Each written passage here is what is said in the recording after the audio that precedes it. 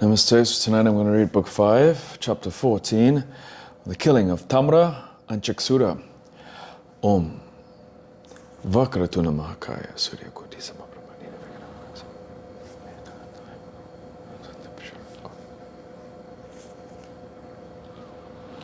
Hari Om. Shanti Mangala Kali Bhadra Kali.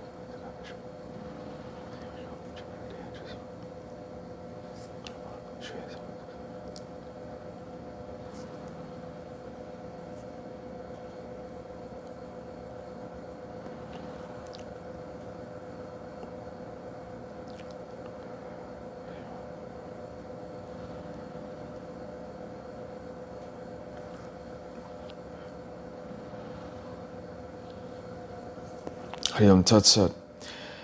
Vyasa said, hearing the death news of Durmukha, Maheshasura, became blind with anger and began to utter repeatedly to the Danavas, "Oh, what is this? What is this? Alas, that delicate woman has slain in battle the two heroes, Durmukha and Vaskala. Lo, now look at the wonderful workings of the Deva, fate.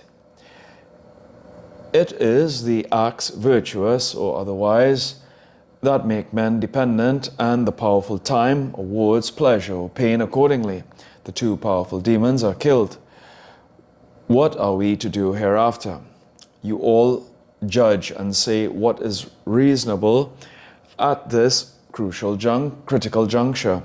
Vyasa said, when the powerful Mahesa said thus, his general Chiksura, the great warrior, spoke as follows. "O king, why are you so anxious as to take away the life of a delicate woman? I will kill her." Thus saying, he departed for battle, mounted on his chariot and accompanied by his own army. The powerful Tamra accompanied him as his attendant. The sky and all the quarters became filled with the clamor of their vast army. The auspicious Devi, Bhagavati, saw them before her, and she made an extraordinary, wonderful sound with her conch shell, with her bowstring, and with her great bell. The Asuras heard that and trembled and fled, speaking amongst each other. "What is this?" The Chiksuraksa, seeing them turning their backs, told them very angrily, "O Danavas,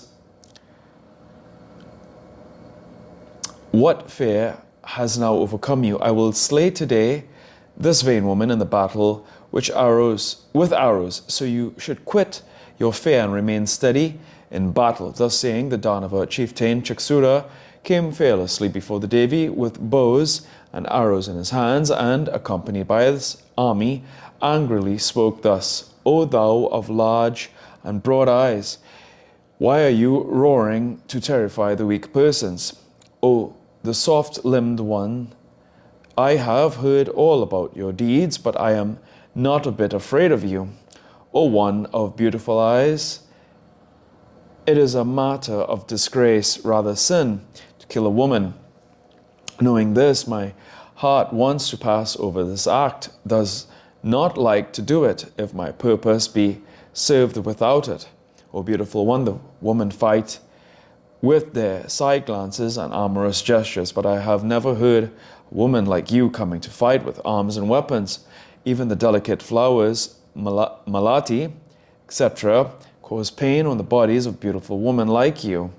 So it is not advisable to fight against you with flowers, even. What to speak of sharpened arrows? Fie on those who spend their lives according to the Kshatriya Dharma. Oh, who can praise that Dharma which allows this dear body of ours to be pierced by sharpened arrows? This dear body is nourished by sweet food, by being smeared with oil, and by smelling the scents of beautiful flowers. Ought then one to destroy it by arrows from an enemy? Men get their bodies pierced by arrows and then become rich. Now it is possible for the riches to give pleasure afterwards, when they caused such pains in the beginning. Even if this be so, fie on those riches. O beautiful one, it seems you are not intelligent. Why have you desired to fight instead of to enjoy sexual pleasures? O beautiful, what merits have you found in the battle that you have chosen this, where you see the action of the axes and spears striking each other with clubs and hurling of sharpened arrows and weapons, and where, when death comes, jackals come and feed upon the dead bodies? What merits have you been able to trace out in these things? It is only those cunning poets that praise these. They say that those who die in battle go to heaven.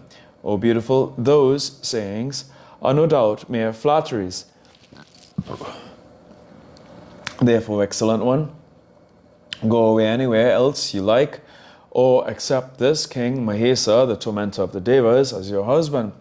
Vyasa said, O king, the Danava Chiksura, speaking thus, the divine mother addressed him thus: O stupid, why are you speaking false words, having no significance, like a literary man giving out mere words only? You do not know anything of politics, ethics, metaphysics. You serve the illiterate and stupid. Therefore, you are also a first-class illiterate. You do not know what are the royal duties.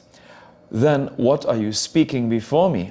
I will kill that Maheshasura in battle, make the soil muddy with his blood, thus establish firmly my pillar of fame, and then go happily to my abode.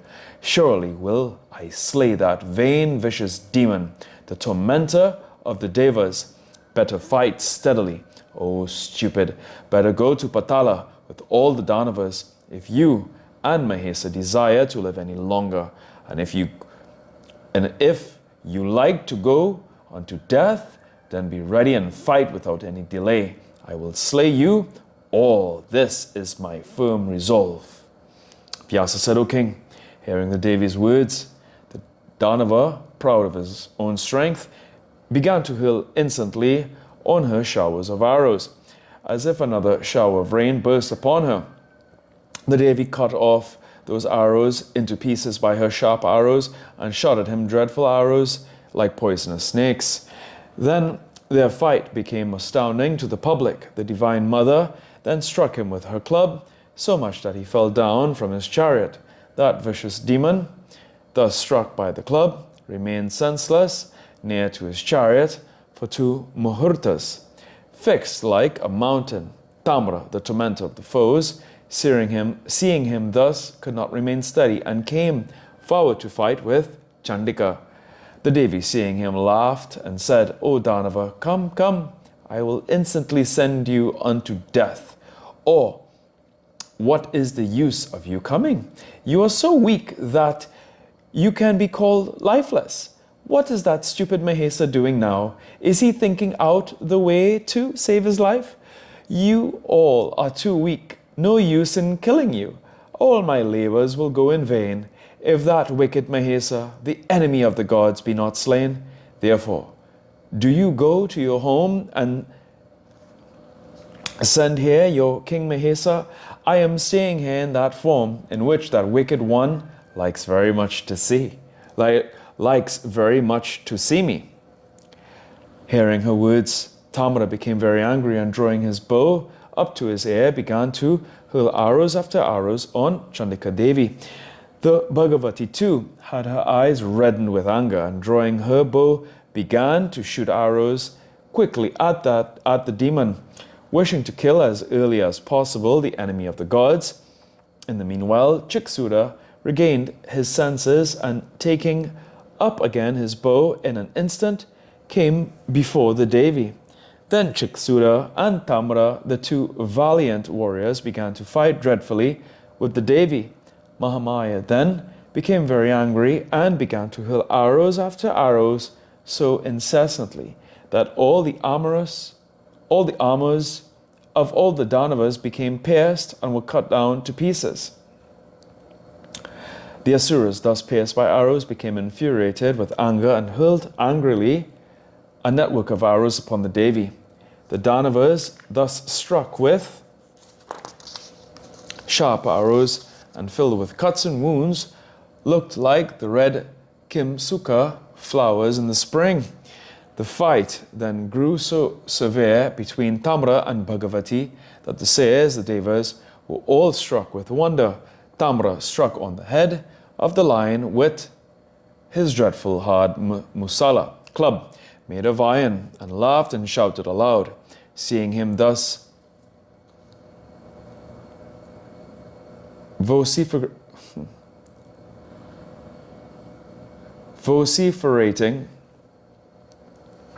the Devi became angry and cut off his head by her sharp axes in no time.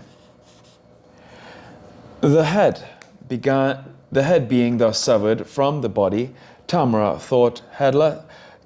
though headless for a moment, turned round his musala and then fell down on the ground. The powerful Chiksura, seeing Tamra thus falling down, instantly took up his axe and ran after Chandika. Seeing Chiksura with axe in his hand, the Bhagavati quickly shot at him 5 arrows. With one arrow, his axe was cut down. With the second arrow, his hands were cut, and with the remaining ones, his head was severed from his body. Thus, when the 2 cruel warriors were slain, their soldiers soon fled away in terror in all directions. The Devas were exceedingly glad at their downfall and showered gladly flowers from the sky and uttered shouts of victory to the Devi. The Rishis, Gandharvas, the Vitalas, the Siddhas, and Charanas were all very glad and began to utter repeated, "O Goddess, victory, victory be yours." Here ends the 14th chapter of the 5th skanda on the killing of Tamra and Chiksura in Srimad Devi Bhagavatam, the Maha Puranam of 18,000 verses by Maharishi Vedvyasa. Om Janti Mangala Kali Patra Kali Panitra Kali Shivaya